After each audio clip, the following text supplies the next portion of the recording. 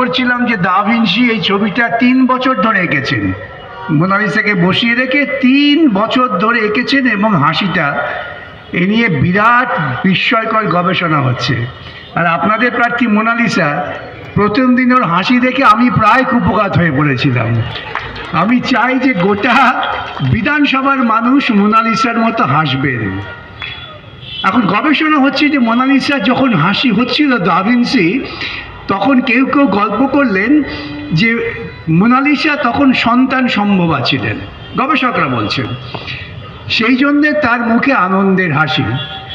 কেউ কেউ বলছেন যে না, তা নয়, মোনালিসা যে ওকে দেখাশোনা করতেন, মানে যার কর্তৃত্বে তিনি ছিলেন, কিছুদিনের জন্য মোনালিসা তার থেকে ছাড় পেয়ে মুচকি হাসি দিয়েছিলেন। এই যে অনেক গল্প কাহিনী আছে, কিন্তু আমাদের মোনালিসা তার হাসি কিন্তু মিলতে দেবেন না। তার হাসিটাকে আপনাদের বাঁচিয়ে রাখতেই হবে। কেন? মোনালিসা হাসলে আমরা হাসবো। তার কারণ হচ্ছে, আমি যখন আসছিলাম তখন ওখানে দেখলাম একটা তৃণমূলের মিটিং হচ্ছে। আওয়াজটা পাচ্ছেন আপনারা? তৃণমূলের মিটিংয়ে বলছে, আমি যাতায়াতের পথে যেটুকু শুনলাম, ভোটার লিস্টে আপনাদের নাম নেই, আপনারা বেনাগরিক হয়ে যাবেন। কে করলো এটা? আজকে ভোটার লিস্ট নিয়ে এত সমস্যার মূল উৎপত্তি হলো কোথায়? আপনারা জানেন যে এই রাজ্যের বুকে মমতাকে প্রতিষ্ঠিত করার জন্য বিজেপি আরএসএস পরিকল্পনা করেছে। কিছুক্ষণ আগে কমরেড বৃন্দা বলছিলেন, আমি তার মধ্যে যাব না। কিন্তু হঠাৎ যখন 2004 সালে 2002 সালে একটা এসআইআর হয়েছিল, আমাদের কোনো সমস্যা হয়নি। বাড়ি বাড়ি গেছেন, নাম লিখেছেন, কে কোথায় আছেন, বাবার নাম, মার নাম, ছেলের নাম, দাদুর নাম, সমস্যা হয়নি। 2004 সালে মমতা লোকসভায় একটা অসভ্যতা করলেন। কি অসভ্যতা করলেন? বললেন পশ্চিমবঙ্গে অনুপ্রবেশে ভরে গেছে এবং সেজন্যই সিপিএম জিতছে। অর্থাৎ সিপিএমের জেতাটা হচ্ছে অনুপ্রবেশকারীদের ভোটে। এটা শুনে বিজেপি খুব হাততালি দিল, খুশি হলো। মমতাকে চেঁচামেচি করে সমস্ত পৃথিবী, ভারতবর্ষে খবর টবর বেরোলো, তখন তোকে তোল্লা দিতে হবে তো। তারপর তিনি ক্ষমতায় এলেন, আপনারা ভুল বুঝলেন, ভোট দিয়ে মমতা ক্ষমতায় এলো। 2011 থেকে 2026 15 বছরে মমতা 15 জন অনুপ্রবেশকারীকে খুঁজে পায়নি। আমি যদি মনে করি এর দেশে অনুপ্রবেশকারী আছে, তার মানে বাংলাদেশ থেকে মানুষ আসছেন সাধারণভাবে এবং তারা এসে সিপিএমকে ভোট দিচ্ছেন। তাহলে উনি যখন ভোটে জিতলেন, তাহলে হয় তিনি অনুপ্রবেশকারীদের ভোটে জিতেছেন, আর নতুবা যদি না জিতে থাকেন, তার দায়িত্ব ছিল অনুপ্রবেশকারী খুঁজে বার করা আইনসম্মতভাবে। তিনি করলেন না, কিন্তু তিনি 20 বৃক্ষটা রোপণ করলেন।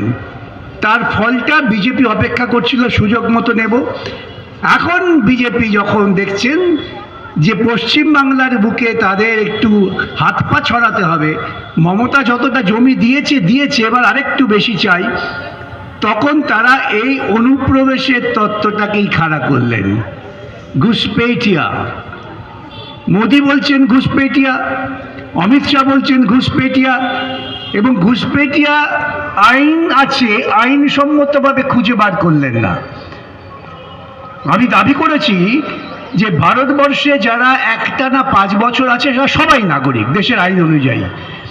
তুমি যদি মনে করো যে এই বিকাশ রঞ্জন ভট্টাচার্য এবারটা বাংলাদেশ থেকে পালিয়ে এসছে বেআইনি পথে, আইন আছে, তাকে নোটিশ করো যে আমার কাছে খবর আছে তুমি বেআইনিভাবে দেশে ঢুকেছো, তুমি প্রমাণ করো দেশে আইনি পথে ঢুকেছো।